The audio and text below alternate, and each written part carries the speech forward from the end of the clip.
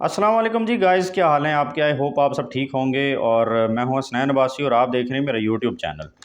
Viewers, आज हम बात करेंगे जेंडर स्टडीज़ के हवाले से, जो कि एक बहुत ज़्यादा लेटेस्ट टॉपिक है और हॉट टॉपिक है। और आप इस टॉपिक से जो रिलेटेड क्वेश्चन है 2023 का जो CSS का एग्ज़ाम है उसके अंदर मतलब मस्ट ही समझें। मोर देन 80% चांसेस कि ये क्वेश्चन आएगा पेपर में। और वो क्वेश्चन क्या है? होमोसेक्सुअलिटी लॉ जो पास हुआ है पाकिस्तान के अंदर, इसके ऊपर सवाल। अब ये जो टॉपिक है इसकी आपने हर तरीके से तैयारी करनी है, इसकी इची बिची आपने जो है वो देखनी है कि होमोसेक्सुअलिटी क्या है। इसके अलावा इसकी जो थ्योरीज़ हैं वो क्या हैं, क्वेश्चन किस पर्सपेक्टिव से आ सकता है। फिर सोसाइटी का जो रिएक्शन है पाकिस्तान के अंदर ये लॉ पास होने के बाद, लोग क्या कह रहे हैं इसके बारे में, इसके ऊपर क्वेश्चन आ सकता है। फिर इसी तरीके से कि जो हेट्रोसेक्सुअलिटी है वो क्यों डोमिनेट कर गई, और जो होमोसेक्सुअलिटी है जिसका भी लॉ पास हुआ है ये डोमिनेट क्यों नहीं कर पाई। फिर इसी तरीके से जो बाकी जो जितने भी कॉन्सेप्ट हैं इस थ्योरी से, इस क्वेश्चन से रिलेटेड होमोसेक्सुअलिटी से, ये आपने तैयार करने हैं। और ताकि किसी भी एंगल से वो जब सवाल पूछेगा तो फिर ज़ाहिर है एक इतना कॉम्प्रिहेंसिव जब टॉपिक आता है, क्वेश्चन आता है, तो उसके ऊपर आपके पास नॉलेज होगा तो आप उसको अटैम्प्ट कर पाएंगे। तो अब ये तो बिल्कुल एक आप कह लें कि एक्सप्लिसिटली एक चीज़ नज़र आ रही है कि ये क्वेश्चन जो है is this question is going to be the part of CSS 2023। तो इस वजह से आपने इसको देखना है। अब जहाँ तक है थ्योरीज़ का सवाल, तो थ्योरीज़ में जो होमोसेक्सुअलिटी के ऊपर थ्योरी है वो है क्यूअर थ्योरी। वो मेरी आप चैनल के अंदर जाके जेंडर स्टडीज़ की प्ले लिस्ट में जाकर देखेंगे तो बहुत सारे लेक्चर्स पढ़े हैं जेंडर स्टडीज़ के ऊपर। और जो क्यूअर थ्योरी है इसके ऊपर अलग से मैंने एक वीडियो बनाई है, आप उसको देख लें। बड़ी डिटेल से आसान वर्ड्स के अंदर, अल्फाज के अंदर मैंने समझाने की कोशिश की है और आपको ज़रूर समझ आ जाएगी। तो इस थ्योरी के अंदर बेसिकली आपने समझना है कि कैसे होमोसेक्सुअलिटी जो है वो रिजेक्ट की गई, या आप कह लें कि वो डोमिनेट क्यों नहीं कर पाई। और हेट्रोसेक्सुअलिटी जो है मतलब मेल और फीमेल की जो सेक्सुअल रिलेशन है वो डोमिनेट कर गया, जबकि मेल मेल और फीमेल फीमेल का जो आपस में रिलेशन है वो डोमिनेट नहीं कर पाया, या उसको डोमिनेट करने ही नहीं दिया गया। तो इसकी क्या वजूहात हैं, ये अगर आपने नहीं पढ़ा तो आपके जहन में बिल्कुल भी वजूहात इसकी सामने नहीं आएंगी कि क्या वजूहात हो सकती हैं कि हेट्रोसेक्सुअलिटी। अब जहाँ तक हमारे मज़हब का ताल्लुक है इस्लाम में, तो वो तो ठीक है कि इस्लाम जो है वो कहता है कि मेल मेल के साथ नहीं और फीमेल फीमेल के का आपस में सेक्सुअल रिलेशन है ये बिल्ट नहीं हो सकता और हेट्रोसेक्सुअलिटी ही है। लेकिन अगर हम इस्लाम के पर्सपेक्टिव से ना देखें, वेस्टर्न कल्चर के अंदर देखें, वहाँ पर भी इस वक्त होमोसेक्सुअलिटी के लॉज पास हुए हैं। लेकिन आप देखें कि मेजॉरिटी अगर 10 to 15% लोग जो हैं वो होमोसेक्सुअलिटी को फॉलो कर रहे हैं, तो 75 या 80% लोग जो हैं वो हेट्रोसेक्सुअलिटी को ही देख रहे हैं, या उसी को एंजॉय करते हैं, या उसको फॉलो करते हैं। तो ये चीज़ क्यों है, पूरी दुनिया के अंदर हेट्रोसेक्सुअलिटी क्यों डोमिनेट हुई, ये एक बहुत इंपॉर्टेंट क्वेश्चन है जो आपने समझना है और आपने पढ़ना है। ये आप जब आप क्वेयर थ्योरी का लेक्चर मेरा सुनेंगे तो आपको वहाँ से ज़रूर समझ आ जाएगी।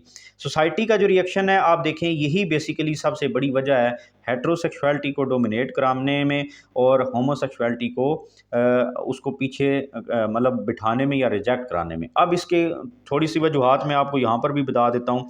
वो क्या है कि आप देखें हेट्रोसेक्सुअलिटी जो है ना, क्यूअर थ्योरी के अंदर भी ये वो बात कहता है कि जो कैपिटलिस्ट क्लास है उसने बड़ा रोल प्ले किया है हेट्रोसेक्सुअलिटी को डोमिनेट कराने में। वो किस तरह कि कैपिटलिस्ट क्लास ने इन्वेस्टमेंट की, उसने ऐसे लॉज बनवाए कि हेट्रोसेक्सुअलिटी जो है वो डोमिनेट हो। फिर उससे क्या हुआ, सोसाइटी जो है उस तरफ लग गई कि होमोसेक्सुअलिटी को रिजेक्ट कर दिया और हेट्रोसेक्सुअलिटी। अब ये सोसाइटी ने क्यों किया, कैपिटलिस्ट क्लास ने ये क्यों कराया? वो इसलिए कराया, क्यूअर थ्योरी की बात बता रहा हूँ, कि जब हेट्रोसेक्सुअलिटी होगी, मेल फीमेल का सेक्सुअल रिलेशन डेवलप होगा, तो वहाँ से ज़्यादा जो है वो बच्चे पैदा होंगे। जब पैदा होंगे तो उससे क्या होगा, कैपिटलिस्ट क्लास का पर्सपेक्टिव ये है कि फिर ज़्यादा से ज़्यादा बच्चे पैदा होंगे, पॉपुलेशन बढ़ेगी, तो फिर उनको चीप लेबर मिलेगी। ठीक है, क्यूअर थ्योरी ब्लेम करती है कैपिटलिस्ट क्लास को कि capitalist class is responsible for the domination of heterosexuality. तो वो कहते हैं कि चीप लेबर उनको मिलेगी और उनकी फैक्ट्रियां जो हैं वो वहाँ से ज़्यादा पैसा कमा सकेंगे और जो पैसे की डिपॉजिट है वो उनके बढ़ेंगे। और ये तो जिसकी वजह से क्या हुआ, सोसाइटी के अंदर एक ट्रेंड बन गया, इसी चीज़ को सोसाइटी ने एक्सेप्ट कर लिया। ये एक चीज़ है। दूसरी जो बात है वहाँ पर एक कॉन्सेप्ट है अदर्स का कॉन्सेप्ट। अदर्स का कॉन्सेप्ट क्या है?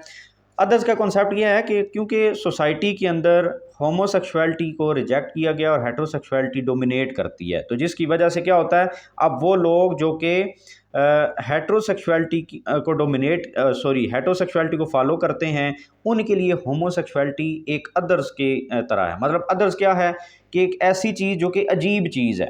ठीक है, एक वो चीज़ जो कि आप रूटीन के अंदर एक चीज़ यूज़ करते हैं, इस एक चीज़ को फॉलो करते हैं, कोई भी काम है, लेकिन एक वो चीज़ जिस तरह के जो कि आम तौर पे सोसाइटी के अंदर इतनी ज़्यादा नहीं है, लोग उसको फॉलो नहीं करते, तो वो एक उस बंदे के लिए जिसने एक चीज़ को कभी भी मतलब फॉलो नहीं किया या इस्तेमाल नहीं किया, तो उसके लिए वो चीज़ जो है वो अजीब होगी, वो उसके लिए अदर के कैटेगरी के अंदर आएगी कि वो उसको फॉलो नहीं करता, उसका इस चीज़ को, इस बंदे को उस चीज़ का पता ही नहीं है।